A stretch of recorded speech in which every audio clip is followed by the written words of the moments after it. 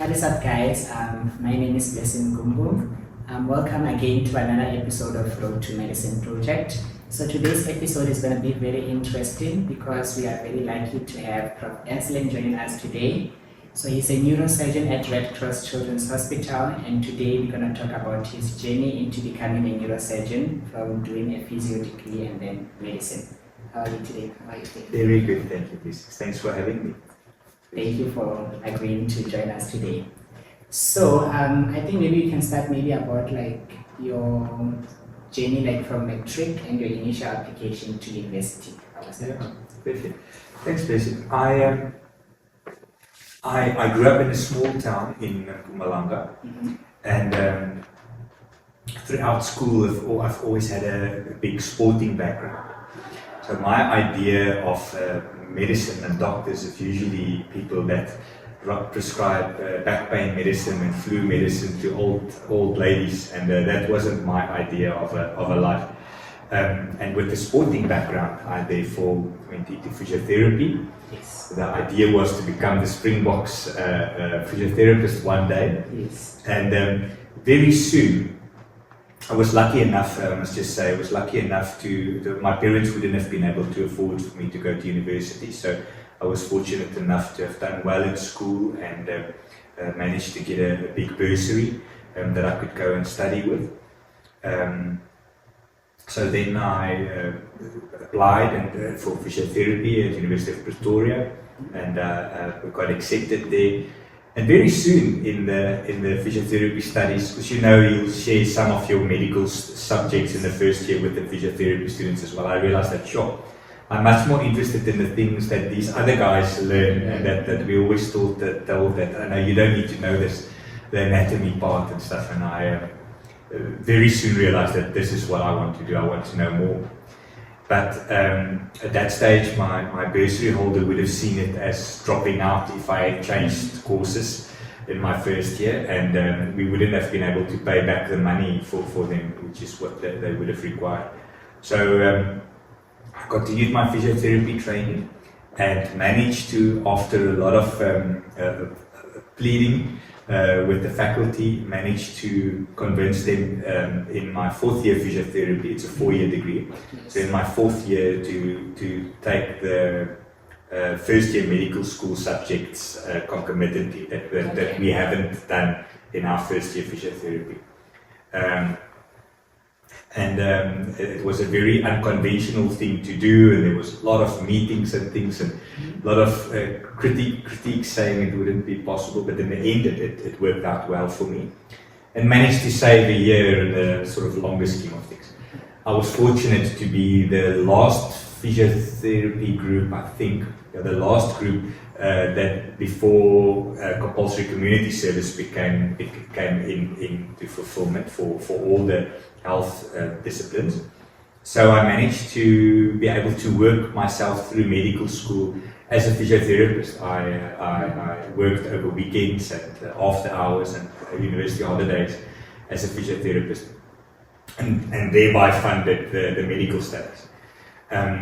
So yes, I'm very happy that it worked out that way. I think the physiotherapy background had really cultivated a big interest in the neurophysiology side and the neuroscience side of medicine. So I started out doing medicine with the explicit idea of going into neurosurgery, either neurosurgery or neurology, but I felt I was good with my hands, so I need to use that. Wanted to do something about the problem, not only know there is a problem, and hence neurosurgery. Yes, and then spent my medical school years working with and often visiting and attending meetings of the neurosurgery department at the University of Pretoria after hours and weekends, and then we went to Kimberley Hospital after our studies, after the 6 years, for internship, and specifically chose Kimberley Hospital because it's a good balanced hospital between having enough space for you to have to do everything on your own, but also there is some supervision. So if you're really in a need, there is specialists there that can help.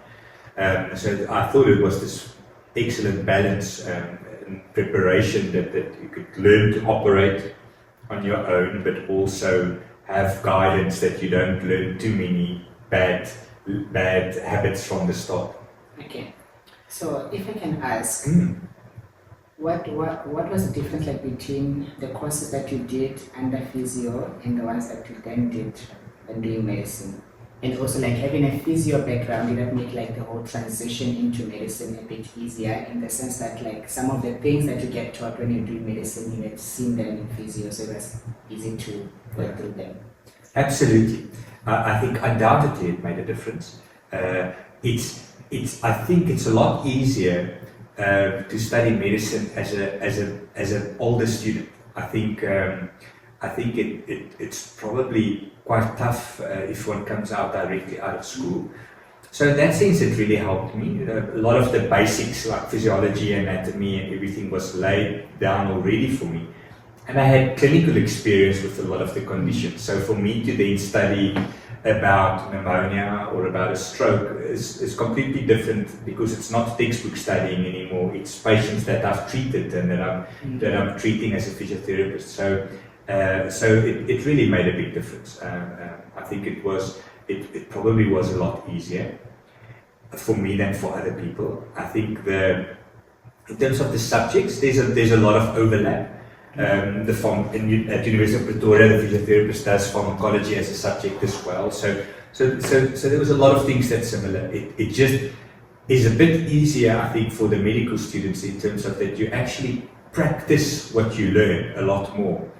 In physiotherapy, there is this schism, split between the amount of work that you learn and the level of knowledge that you accrue as a physiotherapist is vast. But you use so little of that in your day-to-day practice. Okay. Whereas in medicine, it's the other way around. Everything that you learn, you use. And so I think in that, it played in beautifully into my way of learning and my way of studying. And I could really enjoy it, and I could really build on the big blocks or stepping stones that I had in place already. So I think it's definitely to one's benefit. I think people that come from a background of probably any student, I think once you're a bit older, you approach things a bit differently.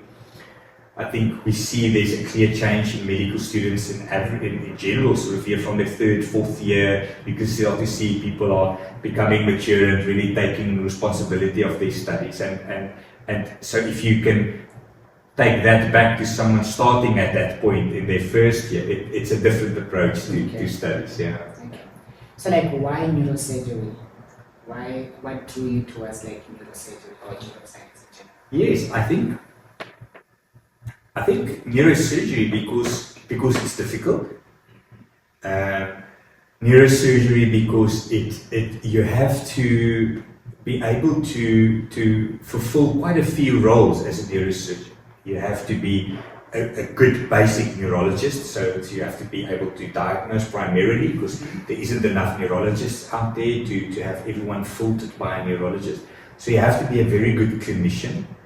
But also the radiology part, you have to be a bit of a radiologist in terms of the neuroradiology part as well. Because we see so many of things, we are often the only people who really diagnose certain things on imaging. And then you have to be a good surgeon, because it's a difficult region to operate on. With respect to them, but with things like orthopedics, if you drill the whole skew with your drill, your X-ray, you just take out the screw and you put it in again. We don't have that luxury in neurosurgery. It's once and that's that. You don't get a second bite at the cherry, so to say, ever. So it's difficult. And I, probably from my physiotherapy background, but also my personality, I enjoy being there with families in their really most distressed times. And sure, with neurosurgery, it's really morbid. There's people at their most desperate, people at the end of life often. And I enjoy that interaction. And that's probably what drew me to pediatric neurosurgery within neurosurgery, is that you really deal with the whole family, with the mother and father and everyone, and I like that personal interaction. As strange as it might sound, because the stereotypical neurosurgeon is not really a people person, but I really enjoy that aspect of interacting with the families, interacting with them, and seeing the children, seeing how they can improve. That's the wonderful thing about anything in pediatrics, is that the children just have an incredible resilience and their ability to bounce back when adults don't have that ability often is quite remarkable. So yeah, seeing the progression is... Absolutely. You can grow old with them. You get invited to their matric farewell when they're 18, and then you operate on them when they were busy dying or when they were just born with some deficit or defect, and you could help them. It's lovely to see them growing older. Nice. Okay, so let's say like to someone who's like currently doing a different degree that is not medicine, and they want to do medicine, but like they're having some doubts, like, okay, would I be old, like my friends gonna graduate and go to work, should I do this? What advice can you give to them? Looking back at like, when you're doing physio, what sort of like kept you focused on the decision, like, okay, I want to do medicine, and like neglect that, okay, most of my friends are going to be working, I'm going to be a student again, Yes. and yeah. Absolutely. I think that's a very important point to bring up, and I think that there's definitely a drawback to doing that in terms of financial. You know, the old argument always that by the time a medical student graduates, their accounting counterparts are already chartered accountants and earning 12, 20 times what the intern in a hospital would earn. So there's definitely that argument. There is the argument or the concern that you'll be older. The wonderful thing is that I think it's very different. It was different for me in terms of my student days didn't end. I think it would, so I went directly from physiotherapy into medicine. I think it would have been difficult for me, probably, I assume. I think it's difficult for people who were out in the workplace and then come back to study. So if you were out and you were earning proper money already, or independent, and then you come back into that that almost childlike state again as a student, or that dependent state like a student, I think that's difficult. But I think if in my mind it was just continuing, I'm just at university a lot longer than most other people, and what helped me was the fact that I had that little bit of an independence in that. I could work a little bit on the side as a physiotherapist. And also, being a graduate already, you see yourself and other people see you a little bit different within the medical system as well. And it's very quick for the doctors in the hospital to realize you're not just an average medical student. And I think they usually, medicine is one of those degrees where there is often people that's a bit older that is in class. So you're never alone, and that you're never the old grey person in a class. And I think there's a difference between being 22 or 23 with 19-year-olds in a class versus being 43 with 19-year-olds in a class. It would probably be difficult for me now as a 45-year-old to be with a group of first-year students in a class. I mean, that would probably catch me.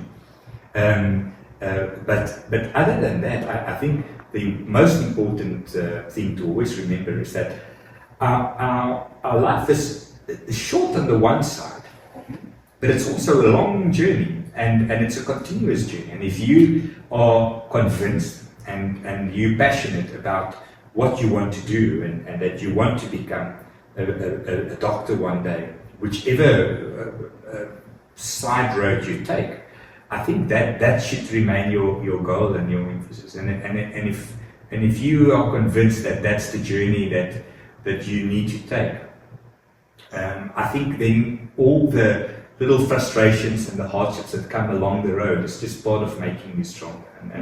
But there has to be that passion. Medicine is not an easy career for anyone. I think none of us none of us do medicine, and because we look forward to at 2 o'clock in the morning on a Friday, Saturday morning when everyone's asleep to have to suture drunken people together in a casualty department. None of us do medicine because we want to help the child who's been abused. You don't want to. None of us has that. That's not the glamorous part, but that's part of it. And so there has to be a lot more to medicine for you than just the glory of it, because it's going to be very disappointing if you think it's only Grey's Anatomy and glorious every day. And I think if you can keep that, sort of cultivate that aspect of what's the true force that pulls you to this, and keep that at foremost in your mind, I think it's easy to go through anything, and very worthwhile. It's an incredibly rewarding profession. I think you mentioned a great point that there must be more to medicine than just the theory of it, because I think like a lot of people, they'll have this idea of like, I want to be a doctor, and then once they get to do medicine, they see like it's not all nice and shiny, like sometimes it can be depressing, and like I think if you're why you want to be a doctor, if your reason is strong, then it will pull you through. That's right. Definitely. That's right. So as a bonus, let's say to someone like in final year medicine, what advice would you give them on like choosing what to specialize in? Yeah, listen, that's something I think about often, and it's often something that people ask us about. And I think the most important thing to remember is that we, as South African doctors, we are incredibly well trained. Our basic general training is really probably the best in the world. But it's because we have that general wide training that we can do what we do. And I think it's like a pyramid. The broader your base is, the higher your peak can be. So I often mention to people that really do enjoy every rotation, enjoy every aspect of medicine, enjoy the gynae. Even if you're like me and you hate it, just know that it's a building block on whatever you're going to do one day. Enjoy the pathology, the physiology, the medicine, or the pediatrics, or surgery, or whatever, and do every block as good as you can. And during your internship and your community service, really use that time during your internship, when you rotate through each and every subsection of medicine, really embrace each and every part, and throw yourself into it wholeheartedly. And then, when you're at that point, only to start to think about, okay, I'm going to now start focusing on this or that aspect, whether it's radiology or pathology or neurosurgery or pediatric surgery or whatever. But I think we definitely will dampen the heights that we can reach if we start thinking, I want to be a neurosurgeon, so I don't care about the internal medicine and the gynecology and this and that, because I truly think that it's that well-rounded base that we have that allows us to build onto that. And if you can really embrace and see every frustrating, however it may be, every step off the road with things. And because until you finish community service, you can't specialize, whether you want to or not. And really embrace that. So do every step that you can as good as possible. Make sure you are the best gynae out there during the gynae rotation. Make sure you are the best physician out there during the internal medicine rotation. And really embrace everything, because that's what builds us to be well-rounded. And then to add on top of that cherry to go and specialize is worthwhile. It doesn't mean that you shouldn't or you should ignore a pull or a strong affinity that you have for something. Most of us will have that, but definitely embrace every bit, because it happens very commonly that someone think, I want to be a neurosurgeon, and a year or two down the line they realize this is terrible. Everyone dies. How on earth do you want to do this? And it's tough, and people will be miserable for their whole life if they just continue with it. And maybe if they had embraced something else that they did, they would have been able to find a part of surgery that really is feel-good surgery, and that they can enjoy a lot more that fits their personality. So I think it's important not to narrow yourself too quickly, but really to build your base as wide as possible. And then do exactly like you do. If you realize that neuroscience is an interest, then do that. Do your leisure reading and your extra activities along those lines. But you still have to pass the gynae exam. You still have to pass dermatology and everything. And by knowing those basics, it will make you a better neurologist or a better neurosurgeon one day in any case. I think that's important that we remind ourselves of that. Yeah, I think that's an important point, because I think for most medical students, they will think that like just focus on like what you want to be like. Okay, I want to do neurosurgery. Because I hear like most of my friends saying, "Oh, I hate the gynae block because I don't want to do that." So I think maybe this will be helpful to that they should have a wide base so that then they will channel their way through what they want to specialize in. Yeah. So as a last question, to students in general out there, what would you say like it's your grinding motto, like principles that you live by to maintain like discipline and ensure that like you're focused and like getting the work done? That's an interesting question. I think personally for me, my religion plays a big role. I feel it's something that God has allowed me to do what I do, and that I'm called to do this. So it's not just a work for me. There's a bigger meaning. I'm not doing it for myself, and I think that's important. And whatever that basis of yours is, you have to find it for yourself. Because that's what keeps you going when you don't want to. Because there will always be times when you wish you never done this. There's many times where I should have done veterinary science or something else. But if you can keep that calling or that main drive in the background or in the forefront for yourself always, that's important. I think that to realize that we live for other people, that one should always live away from yourself and to give to other people and to make a difference in other people's lives. That's what makes you wake up in the morning. That's what makes you wake up at 2 in the morning to go and do the 7th extradural for the day, when you're tired and hungry. And then definitely to also have good mental health habits and have a good support structure. Makes it a lot easier to be married and have someone that helps you to cook food, and you don't have to go and do that as well on your own at night. So it helps to have a partner and a sort of partner in crime, and that there's people who have your back, people that who's on shoulders you can cry. To try and not do what we do, but to try to talk to people about what you do every day. We tend to, I think it's a very much a neurosurgeon thing, but I suppose many other doctors would do it as well, is that we don't like to talk about what happens at work because people don't understand it, we think.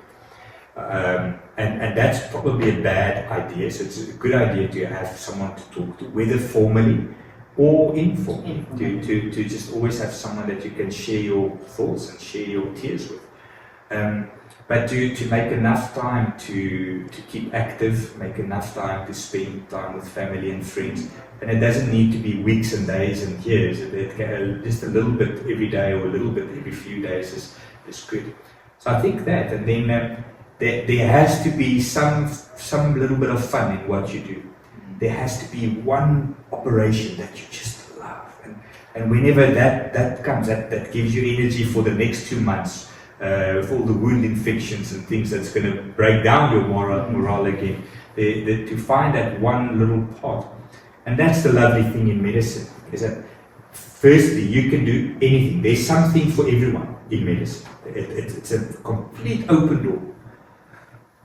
I don't know what's going on in our country at the moment, that there's many young doctors that doesn't have job, because in general, that MBCHB degree is a job guarantee forever for you. I mean, you'll always have a job. We'll have to find out what's wrong at the moment, but in general, you should never be out of work. And you should always be able to find a subspeciality or a speciality within medicine that fits your personality and your interests 100%. And if it isn't there, you can probably create it. And that's the fun thing. The field of medicine and subspecialization, super specialization is happening so much that even within neurosurgery, my interest is pediatric neurosurgery, but within that, I'm a functional neurosurgeon. So I do epilepsy and spasticity and movement disorders and pain surgery.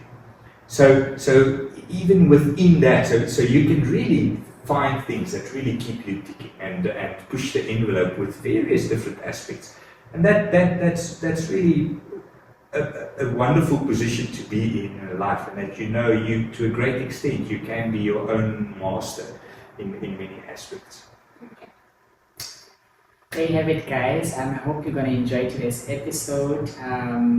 Thank you so much, Prof, for joining us today. And thank you for the opportunity. You're very busy, and then thank you for agreeing to do this episode with us. Thank you. Thank you very much. Thank you so much. It's just lovely to be part of this.